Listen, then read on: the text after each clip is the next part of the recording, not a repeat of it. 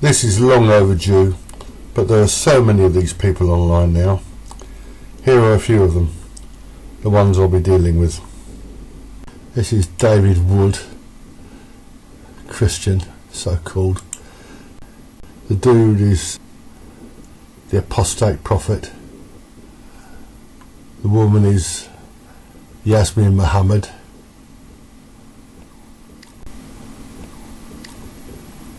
This is Jay Smith, scholar. And this is Tommy Robinson. All these people have one thing in common: they hate Islam.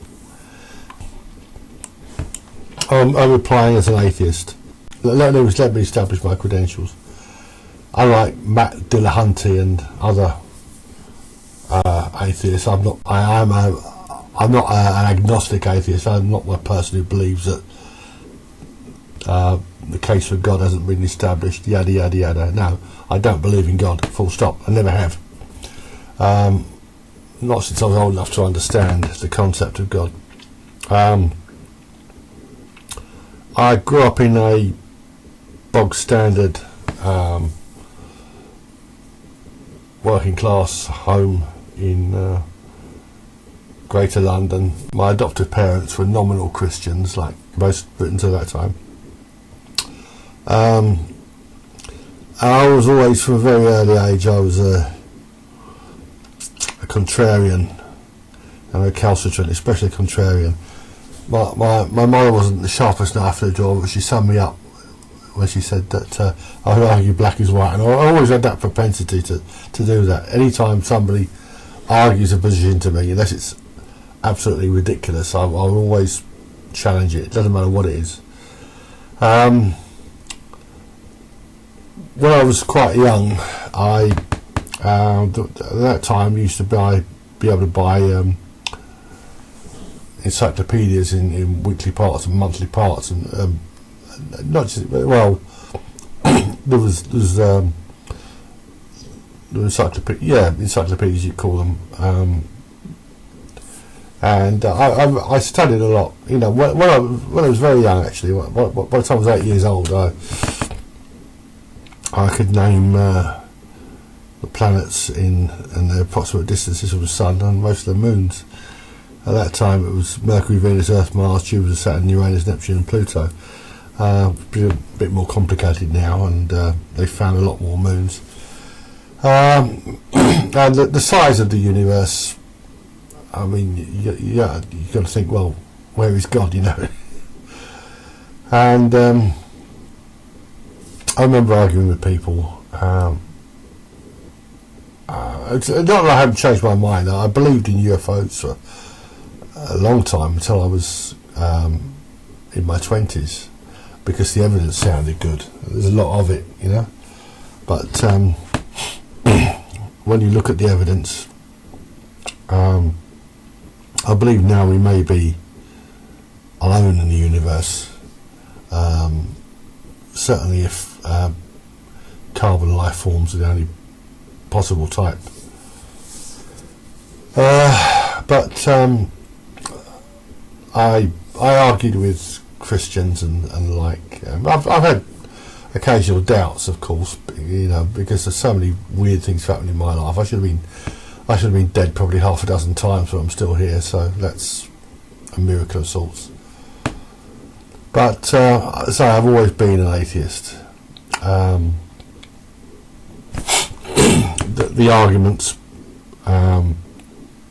put forward, yeah, people say that the big argument was, you know, if the universe, if but for God, how did the universe get here? And of course, the answer is, well, it was just here. You ask who, you know, where is, who created God? He didn't need to be created. Well, neither did the universe. The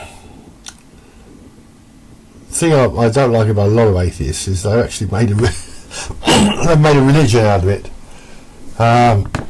When I was growing up, I mean, nowadays you have the the Big Bang Theory, which is dominant, although it shouldn't be.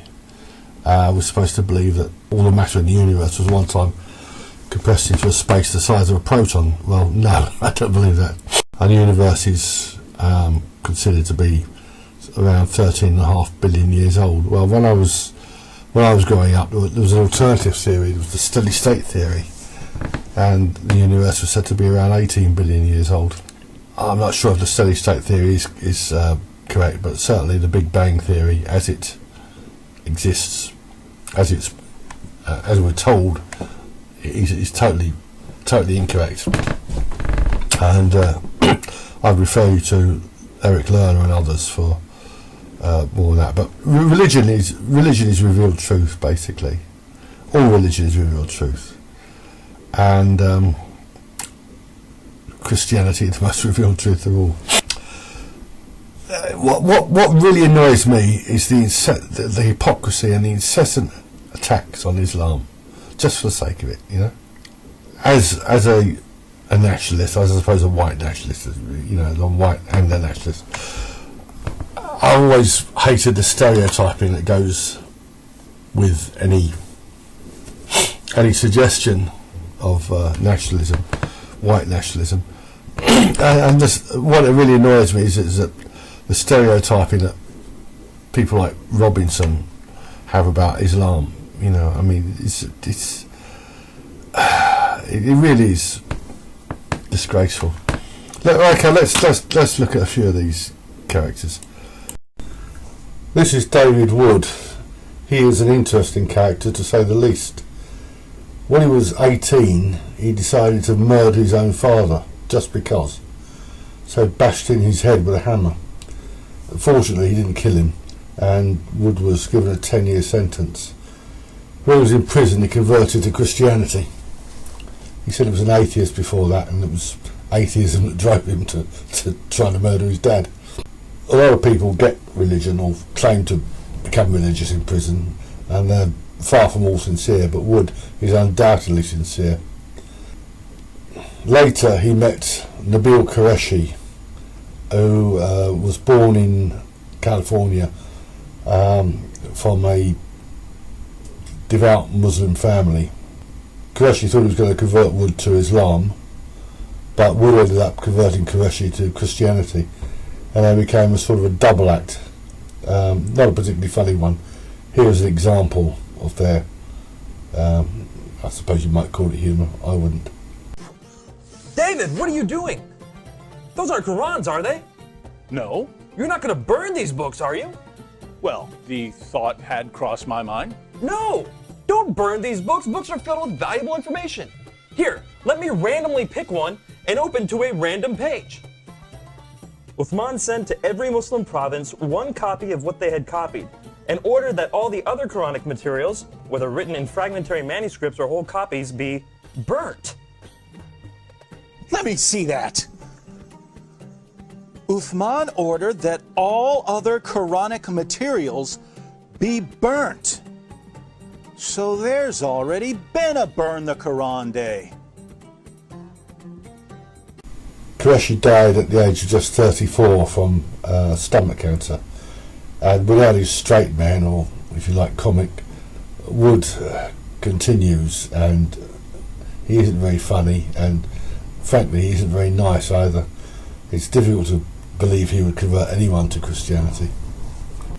The apostate prophet is a very strange character. I've no reason to dispute anything he says, but he was born in Germany. His parents were Turkish, so he moved back to Turkey. He moved to Turkey for a while. Didn't like it. And now he lives in the United States. I believe he's an American citizen. I mean, he speaks 3 languages. Speaks English very fluently, so he's obviously highly intelligent. He isn't as bad as Wood, put it that way, but he's an atheist, but he isn't as bad as Wood, but few people are. Yasmin Mohammed, she was married to an Al Qaeda member.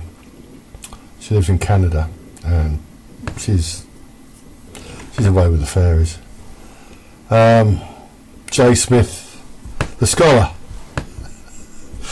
extremely erudite. You know, he deconstructs Islam, and he's a Christian, of course. So while he ridicules Islam, he believes that God impregnated a virgin, that she gave birth, and her child became God and the Holy Spirit, and that he turned water into wine and walked on water, raised people from the dead, including himself. I mean, seriously. Of course, the reality is that there's no credible evidence that Jesus existed. Muhammad did exist. The Muhammad has come down to us. Put it this way, Robin Hood existed, but just as Robin Hood isn't the man in green tights prancing around in Sherwood Forest with his merry men, neither was Muhammad. I mean, what we know about Muhammad is really very sketchy. There's a lot of it, but how much it can be validated, and a lot of it is probably embellishments by his supporters. But there's no doubt he did exist. Tony Robinson, I don't for one moment condone the harassment and persecution he suffered at the hands of the state and the police in particular. It's absolutely outrageous. But he's still an idiot. You know, idiots can be persecuted as well as other people. Right, let's have a look at a few of these claims, shall we? I'm going to run through some of the responses to your question from the beginning about, is the hijab an empowering and feminist act? Cassie in Sydney says, no, the hijab is not empowering. It's not a feminist act, particularly when millions of women are forced to wear it. Rita Panahi, my colleague at Sky, talks a lot about this. Agreed. Mike says, no, I feel the hijab is an oppressive piece devised by men in the usual misogynistic manner of religion. Tiara says hijab is oppressive as it's not a matter of choice, particularly living in a Muslim country. Aisha says the hijab may feel empowering for women who actually get to choose to wear it, but it's Correct. certainly not the case for many women who have no choice. And again, Riz says it's a piece of clothing that only expresses, if I'm reading this correctly, a piece of clothing only expresses that empowerment. So yes, it can be empowering if the wearer chooses to wear it, but if the wearer is forced to wear it, then you're enslaved. So let's talk on the back of that about No Hijab Day. Let's talk about that. Well, that all started because there was a movement called Hijab Day, where an American woman was, it's around like 140 countries around the world now, where they go around and they encourage non-Muslim women to wear hijab for the day. And of course, the opposite of that would be to encourage Muslim women to not wear hijab for the day. But of course, I could never do that. That was Yasemin Mohammed with an Australian woman, obviously. And just going on about the hijab here. This is something that really gets my goat more than almost anything else. The hysteria about the hijab. It's a dress code, right? We all have dress codes. Study history, study society now. You know, it doesn't oppress women. It doesn't. Oh God! You know, it isn't part of this mythical patriarchy. If you walk down the street, if a man walks down the street without his trousers, well, I suppose you can do it, you know, but try walking into a restaurant bare-chested and bare feet, for example. You may get away with it at the seaside in very hot weather, but probably not even then. Try walking into a hotel scruffily dressed, you'll be asked to leave. If you're a nurse, you have to wear a uniform. If you work in the local kebab shop, you may have to wear a hat for health and safety. It's a dress code. Okay? It's an Islamic dress code. Go over it. And some feminists, this is one of my favourite cartoons, this is, she's a feminist, this woman. calls herself a feminist. This is the height of feminist hysteria. This cartoon illustrates it perfectly. Women are either objectified by men for when they take their clothes off, or they're controlled by men when they're just absolutely absurd. Here's Yasmin again. Somebody on Twitter once said to me, they don't want to slay dragons, they want to swat at fruit flies. And that's exactly what it is. They don't want any real problems. When they talk about rape culture here in the West, they know that this isn't actually rape culture. Rape culture are the cultures that force women to cover themselves in black head to toe so that they don't get raped. Rape cultures are the ones that victim blame young girls, or the ones that slut shame women for not covering their hair, or the cultures that say girls that don't cover themselves are free to be raped. It's the ones that cover themselves, you shouldn't rape them, okay? Cultures that say if you're going to complain about being raped, then you are going to be, 100 stones or lashed, 100 lashings, unless you have 4 male witnesses to the penetration. Yeah. That's a rape culture. That is rape culture. Did you get that? Rape culture. She believes in rape culture. And she mentions slut shaming. This whole business of slut shaming. What happened? She lives in Canada. She was born in Canada. On January 24th, 2011, Constable Michael Sanguinetti of Toronto Police was addressing a group of female students at Toronto University. And there's a quote: I've been told I'm not supposed to say this. However, women should avoid dressing like sluts in order not to be victimised. And obviously that didn't go down well. And that led to the first annual Slut Walk, which was held in Toronto on April 3rd the same year. And there have been slut walks many other places since. What can I say? 4 male witnesses. Okay, let's put something on the screen for you. If you can't read this, I'll read it. I'll read this. This is from the Death Penalty Death Penalty News blogspot, which I think is part of the Death Penalty Information Centre, which is anti-death penalty. This is a report from Saudi Arabia. You see the headline of two soldiers publicly executed for rape. Published April 23rd, 2008. April 18th, authorities in Riyadh executed Abdul Rahman, blah blah blah, and two of them called Abdul Rahman, Al Zarani and Al Fifi. 2 soldiers convicted of raping a 20-year-old expatriate woman. The soldiers who worked for the Ministry of Defence and Aviation stopped the victim who was riding the car driven by her father. They showed her the military IDs, told the man to get out. He was wanted for security reasons. They drove the woman to a desert area and raped her. One raped her, the other remained with the father. A general court in Riyadh sentenced the 2 soldiers to death, and the Court of Appeals and the Supreme Judiciary Council endorsed the verdict. The execution was carried out in Riyadh in the presence of a large number of witnesses. Now,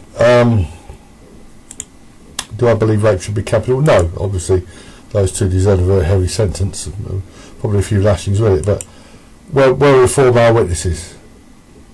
Yeah? So this is absolute garbage. Total, they come out with these lies again and again and again. They even claim that Saudi Arabia and Iran practice gender apartheid. No, I mean separation of the sexes. Let me put it this way: they don't have the same problems there with rape, and they don't have the same problems we have with false allegations. And there are masses of false allegations in the West, masses. In the ancient world, rape was capital. Murder was capital. Some places theft was capital. It was capital here under the bloody code. So there should be a high standard of proof. So they come up with these lies again. It's just unreal. This is the big one, of course. It's a favourite of Wood and of Robinson, of people that are cut from that cloth. What are the facts? Well, you can't judge. This is we've had these Black Lives Matter idiots tearing down statues and condemning the wicked white supremacists who these statues glorify. Well, in the 19th century, who wasn't a white supremacist?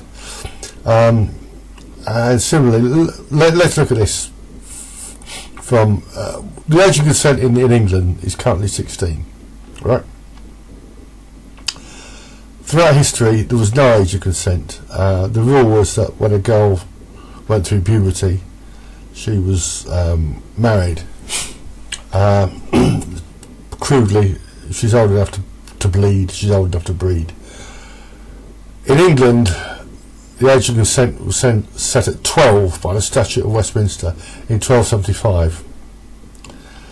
It was raised to 13 in 1875. In 1885, there was a moral panic instituted by the journalist W.T. Stead. He went and bought a girl on the streets of London, something like that. And the age of consent was raised to 16. Now, I'm quite happy with the age of consent at 16. When Muhammad married Aisha, was she 6? Was she 9? We don't know. I mean, this is again. These are stories told by his followers, his admirers. I mean, he had 9 wives. He was supposed to have visited them all in one day. Well, I'm sorry, I don't believe that either. Aisha was the daughter of his chum Abu Bakr, and at one point she fell ill and her hair fell out. So there was, I mean, obviously, if the relationship, whatever it was, wasn't considered inappropriate at the time, because I say she was given to Muhammad by Abu Bakr. But you have to look at if you look back in history, in English history, you'll find that marriages were arranged often when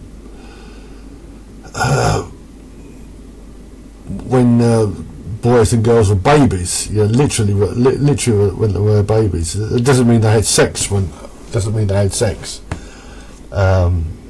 were 7 or 8 years old. And sometimes marriages were very young, but marriage at that time meant something very different. This may seem bizarre or outrageous to us nowadays, but you have to remember that the world was a very different place.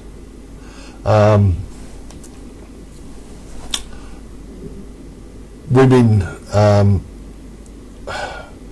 were expected to give birth and to procreate, to keep the tribe going, and childbirth was very dangerous for the child, dangerous for the mother as well. And it was a very different world. So it was the fallacy of presentism, isn't it? You can't judge people in the 6th, 7th century, certainly not before that, by today's standards. This is Wood again.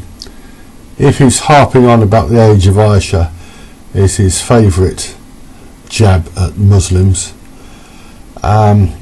this is probably the second. There's the business of the cartoons, which I'll come to in a bit. He would have us believe that these ignorant, superstitious peasants, these illiterate Muslims, who never gave anything to the world, never did anything, never created anything, Even others believe they believed that the sun set in a muddy pool. Here he is in all his idiocy. Step number 1, finding a problem passage.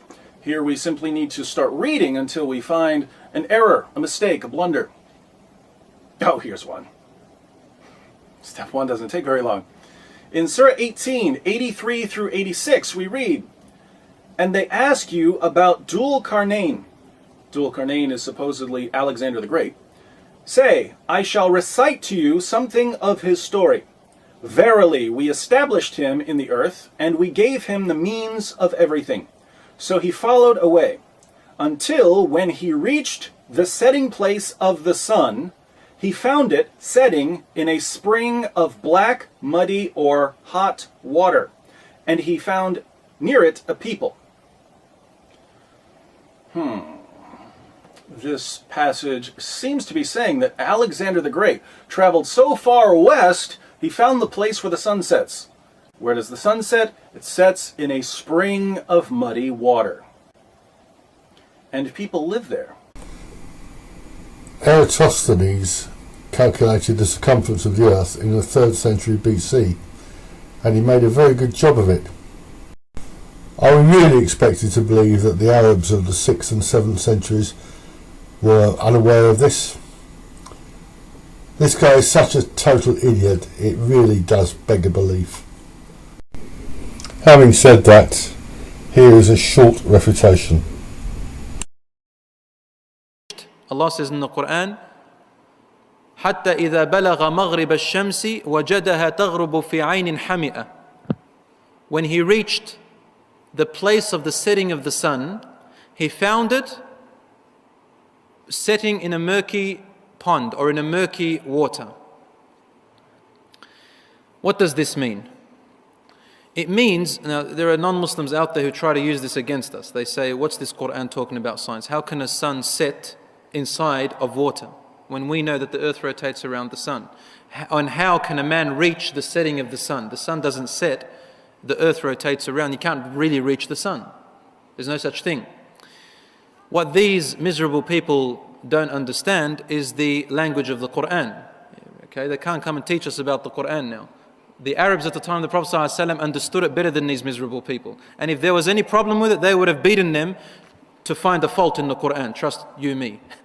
So these people come and use half-suck twisty English, and they try to explain the Qur'an through their miserable ways. The Qur'an here is talking allegorically, because the Qur'an addresses human beings. And when you address human beings, and especially the whole world, it has to address them in a way where everybody could understand simple language. Allah is saying allegorically in a beautiful speech that, in two things, He reached a place where it looks like the sun is setting. It looks like that. It's like saying, oh, the sun set behind the mountain, behind the hill. If you go behind the hill, will you find the sun?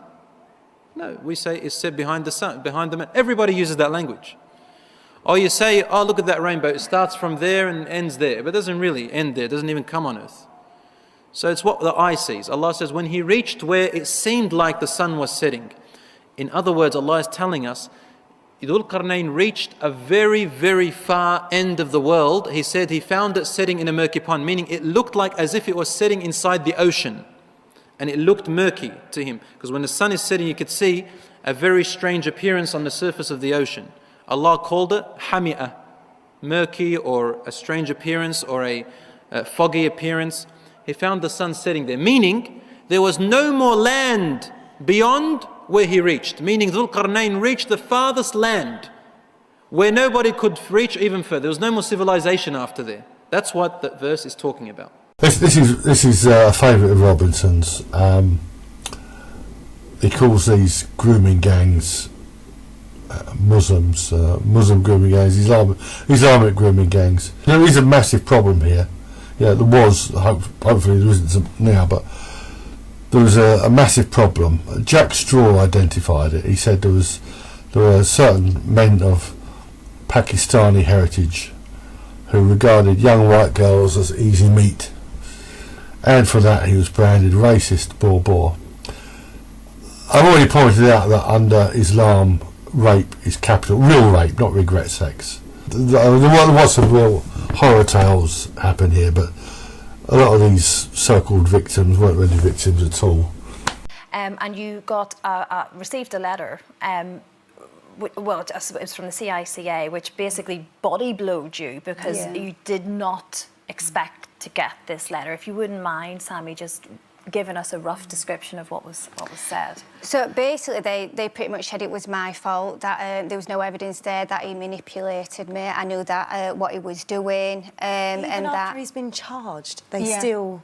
even as well, it was found guilty on every charge connection to myself, and they were still blaming me. But you consented to all of it. You got this letter just after you'd been with us last time. Yeah, so, you know, I kind of left you guys. I was on such a high. I'd had so much, you know, support from everybody around the country.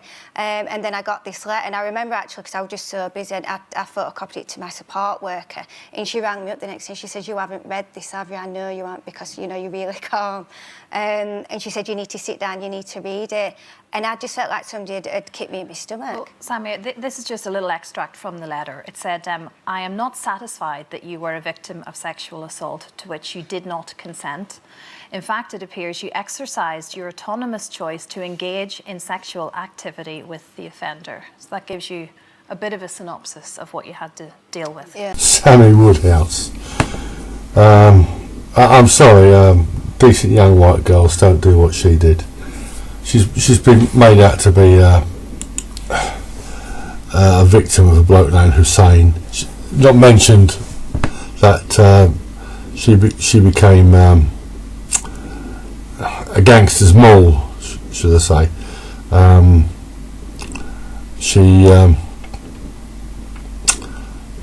of the things, she robbed a post office, helped him rob a post office. Yeah, I'm sorry that, okay, she was 14 when she was groomed, but as I pointed out elsewhere,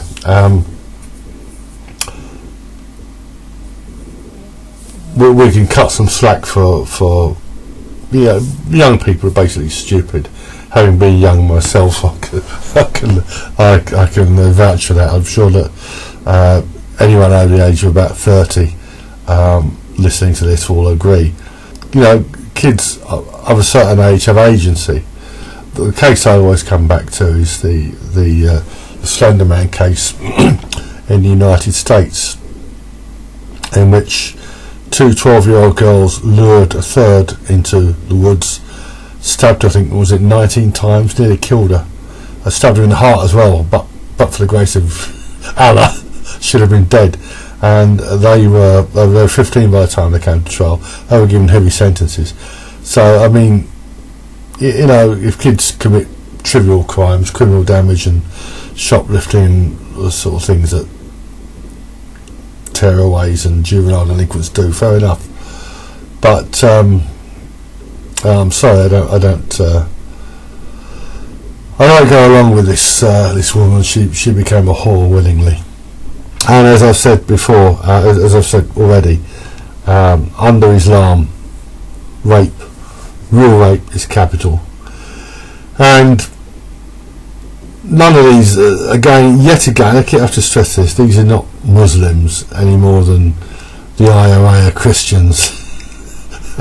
That these are men who, from Islamic backgrounds. I've met plenty of so-called Muslims like this, men who you're more likely to find in Mecca bookmakers than praying towards Mecca. Now the issue of cartoons, all these Islamophobes, if you can call them that, make a big noise about this. You had the Charlie Hebdo case and other. I mean, obviously these are horrible crimes which nobody should make light of. But, and this is a big but, media is at least partially responsible morally responsible for these crimes. This also overlaps with the free speech controversy and Islam's supposed suppression of free speech. This dates to 2006. What happened was that the Danish newspaper Jelans Poston, which I may or may not pronounce correctly, published cartoons of the Prophet Muhammad. Now, there's one thing you don't do in Islam. This is what really gets me. Yeah. If you're a Muslim, there are different rules. If you're a non-believer, if you're a theist but not a Muslim, if you're an agnostic, if you're an atheist like me, you can deny God. Well, obviously you don't deny God if you're a Christian, but you can deny God, right? You can curse God, right? You can do that.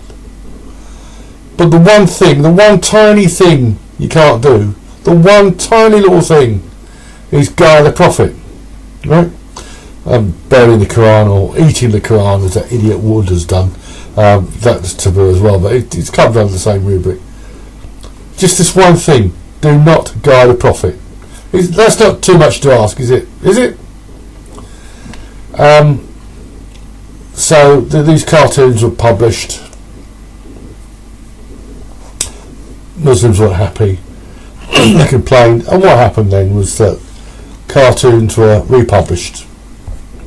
Yeah, the press, with its great free speech and freedom of expression, they were republished all around the world. And what happened? The lunatic fringe in Islamism, they went ballistic. And these people knew this would happen. You know? The same people, if you were to walk through Stamford Hill or another Jewish area wearing a swastika t-shirt, they'd kick up a stink, you know. But no, this is free speech, and they are, say, at least partly responsible. Now, in response to this hypocrisy, this gross hypocrisy, the leader of Iran, the great Mahmoud Ahmadinejad, organised there was a Holocaust cartoon competition, and there was also there was a conference in December 2006 in Tehran, which I attended, and I read a paper there, and I didn't see any oppressed women. There was a woman running the bookshop. They had their hair covered. Wow, you know. When in Iran, do what the Iranians do, and there's so much the crass hypocrisy of this. I'll say about people like Robinson particularly has made common cause with Zionism. You know, the only acceptable form of white racism. He's made common cause with Zionists, and they always, you know, there's no difference between Islam and Islamism, you know, in their eyes. It's always this ludicrous stereotyping. Islamism is it's something very different. It's a political philosophy welded onto the religion, and it has other ambitions. I find this really annoying. And the hypocrisy is just of the press and the government, you know. They steer the double standards over race and religion, you know. Call a black man a nigger in this country, you'll end up in court. And yet the same people will bomb black men in Yemen and other places, you know. Drone strikes. We've seen this for the war on terror. Ali Abbas, anybody remember him? What they did to him and his family?